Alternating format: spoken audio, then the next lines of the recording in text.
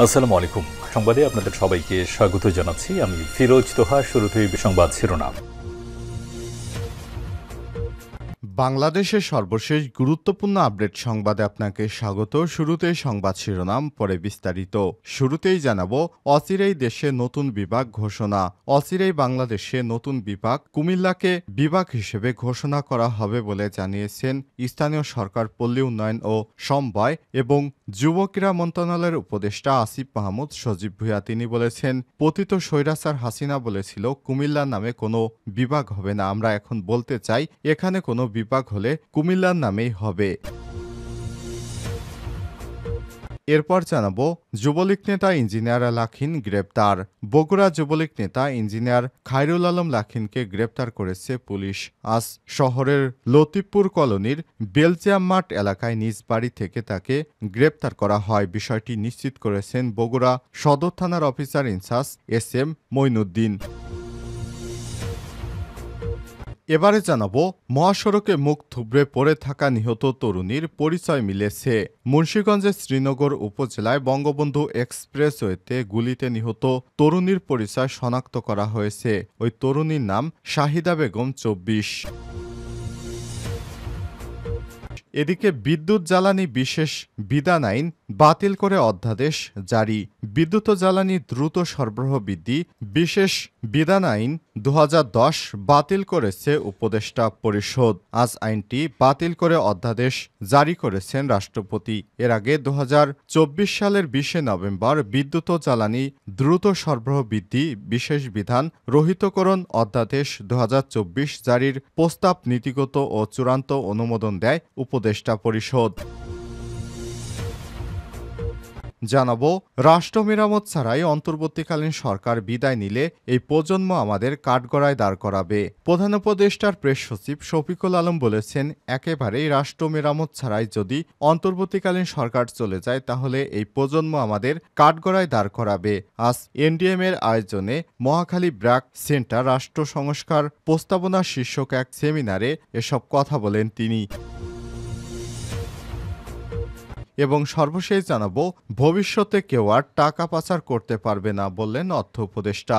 অন্তর্বর্তীকালীন সরকারের অর্থ উপদেষ্টা ডক্টর সালেউদ্দিন আহমেদ বলেছেন, আগের সরকারে রেখে যা অনিয়ম দুর্নীতি 2 থেকে 4 মাসে স্বাভাবিক করা সম্ভব নয়। তবে ভবিষ্যতে কেউ যেন টাকা পাচার করতে না পারে সে ব্যাপারে তারা কাজ করছেন। রাজধানীর একটি হোটেলে Dhaka chamber of commerce and industry DCCI আয়োজিত এক বাণিজ্য সম্মেলনে তিনি এসব কথা বলেন। অর্থ উপদেষ্টা বলেন, ক্ষয় হতে যেতে শুরু করা দেশের অর্থনীতিকে কিছুটা স্থিতিশীল করতে পেরেছি। সেই সঙ্গে বাড়ছে বৈদেশিক মুদ্রা রিজার্ভও। প্রিয় দর্শক, এতক্ষণ শুনছিলেন সংবাদ শিরোনাম, এবারে বিস্তারিত। তবে তার আগে বন্ধুরা, অনুরোধ থাকবে এই সংবাদটিতে একটি লাইক দিন। এই চ্যানেলে আপনি নতুন হয়ে থাকলে আমাদের সংবাদটি দেখতে দেখতে চ্যানেলটি সাবস্ক্রাইব করে রাখুন। কমেন্ট করে আপনার মূল্যবান মতামত জানিয়ে দিন বন্ধুরা, আপনি বিশ্বের কোন দেশ থেকে বা বাংলাদেশের কোন স্থান থেকে আমাদের সংবাদটি দেখছেন এবং শুনছেন। এবারে বিস্তারিত। দেশে অচিরেই নতুন বিভাগ ঘোষণা করা হবে। অচিরেই দেশে নতুন বিভাগ ঘোষণা।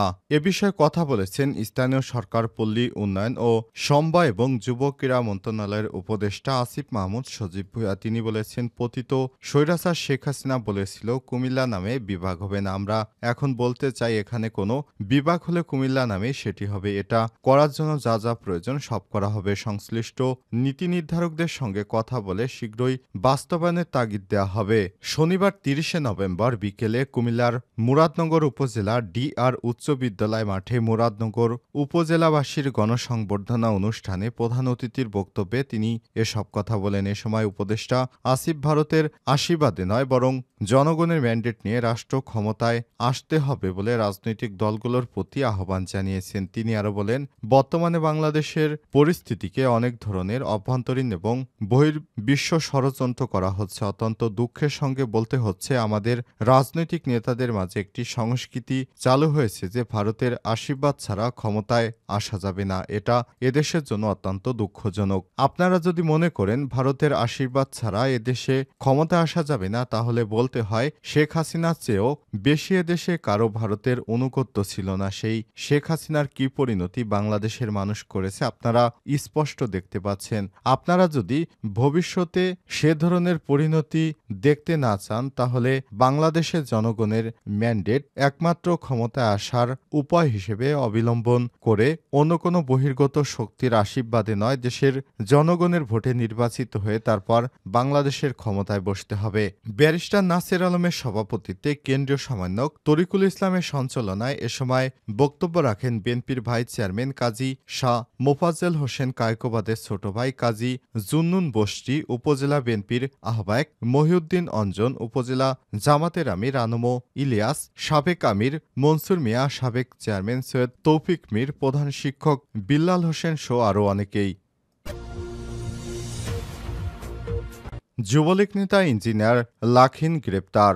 বগুড়া যুবলীগের নেতা ইঞ্জিনিয়ার খায়রুল আলম লাখিনকে গ্রেপ্তার করেছে পুলিশ। আজ শনিবার শহরের লতিফপুর কলোনির বেলজিয়াম মাঠ এলাকায় নিজ বাড়ি থেকে তাকে গ্রেপ্তার করা হয়। বিষয়টি নিশ্চিত করেছে বগুড়া সদর থানার অফিসার ইনচার্জ এস.এম.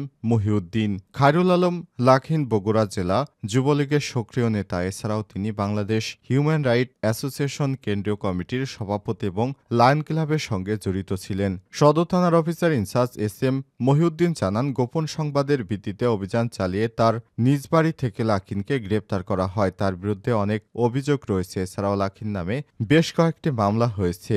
এইগুলো যাচাই বাছাই করে তারপর তাকে আদালতে পাঠানো হবে।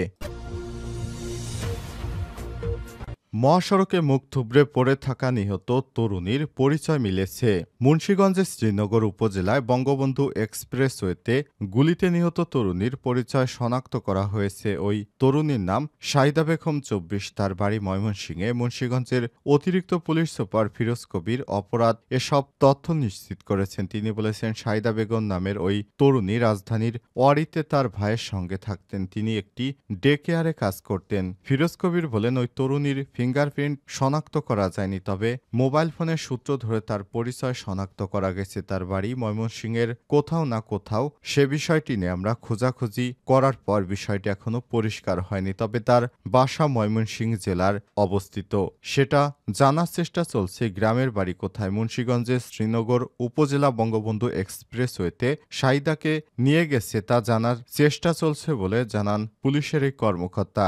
এর আগে শনিবার ৩০ নভেম্বর বেলা ১১টার দিকে ঢাকা মহাসড়কে দোগাছি এলাকায় সার্ভিস সড়ক থেকে গুলিবিদ্ধ ওই নারীর মরাদেহ উদ্ধার করে পুলিশ। এ সময় ঘটনাস্থল থেকে ৫ রাউন্ড গুলির খোসা উদ্ধার করা হয়। পুলিশের ধারণা, পেটসহ শরীরের বিভিন্ন অংশে গুলি করে ওই তরুণীকে হত্যা করা হয়েছে। শনিবার সকাল ৮টার দিকে মুখ থুবড়ে রক্তাক্ত অবস্থায় মরাদেহ পড়ে থাকতে দেখে পুলিশকে খবর দেয় স্থানীয়রা জানায়, শনিবার ভোরে ওই নারীকে পদ্মা সেতুর উত্তর থানার সামনে থেকে এক যুবকের সঙ্গে সড়কটিতে হেঁটে এগুতে দেখা গেছে। তবে কে বা কারা ওই নারীকে গুলি করেছে সে বিষয়ে কোনো তথ্য এখনো জানতে পারেনি পুলিশ। শ্রীনগর থানার ভারপ্রাপ্ত কর্মকর্তা ওসি মোহাম্মদ কায়ুম উদ্দিন চৌধুরী জানান, সকালে স্থানীয়রা খবর দিলে মরদেহ উদ্ধার করা হয় এবং নিহতের পিঠে গুলির চিহ্ন রয়েছে। ঘটনাস্থল থেকে ৫ রাউন্ড গুলির খোসা উদ্ধার করা হয়েছে। ঘটনাস্থলেই ওই নারীকে গুলি করা হয়েছে বলে জানান তারা। এই ঘটনায় জড়িতদের গ্রেপ্তার করে রহস্য উদ্ঘাটন এবং নিহতের পরিচয় জানার চেষ্টা চলছে। বিদ্যুৎ জ্বালানির বিশেষ বিধান আইন বাতিল করে অধ্যাদেশ জারি। বিদ্যুৎ ও জ্বালানি দ্রুত সরবরাহ বৃদ্ধি বিশেষ বিধান আইন ২০১০ বাতিল করা হয়েছে। উপদেষ্টা পরিষদের অনুমোদনের পর গত বৃহস্পতিবার ২৮ নভেম্বর আইনটি বাতিল করে অধ্যাদেশ জারি করেছে রাষ্ট্রপতি। এর আগে গত ২০ নভেম্বর বিদ্যুৎ ও জ্বালানি দ্রুত সরবরাহ বৃদ্ধি বিশেষ বিধান রহিতকরণ ও অধ্যাদেশ ২০২৪ জারির প্রস্তাব নীতিগত চূড়ান্ত অনুমোদন দেয় উপদেষ্টা পরিষদ। ২০১০ সালে আইনটি বাতিল করা হলেও এই আইনের অধীনেই হওয়া চুক্তি বাতিল হবে না। আওয়ামী লীগ সরকার সরকারের আমলে হওয়া আইনের অধীনে বিভিন্ন কার্যক্রমের মাধ্যমে অর্থ লুটপাটের অভিযোগ রয়েছে। আওয়ামী লীগ সরকারের পতনের পর অন্তর্বর্তীকালীন সরকার এসে আইনটি স্থগিত করে দেয়। অধ্যাদেশ অনুমোদনের সময় মন্ত্রিপরিষদ বিভাগ থেকে জানানো হয়েছে, বিদ্যুৎ জ্বালানির দ্রুত সরবরাহ বৃদ্ধি বিশেষ আইন 2010-এর ধারা 6 এর অধীনে বিদ্যুৎ উৎপাদন চুক্তি সম্পাদন বিষয়ে জাতীয় এবং আন্তর্জাতিকভাবে বাংলাদেশে বিদ্যুৎ খাতে ব্যাপক দুর্নীতি এবং অনিয়ম হয়েছে। এ বিষয়ে জনমনে প্রবল বিরূপ প্রতিক্রিয়া সৃষ্টি হয়েছে। গত 14 নভেম্বর বিদ্যুৎ ও জ্বালানি দ্রুত সরবরাহ বৃদ্ধি বিশেষ বিধান আইন 2010-এর ধারা 6/2 এর ধারা 9 হাইকোর্ট বিভাগ অবৈধ ঘোষণা করেন।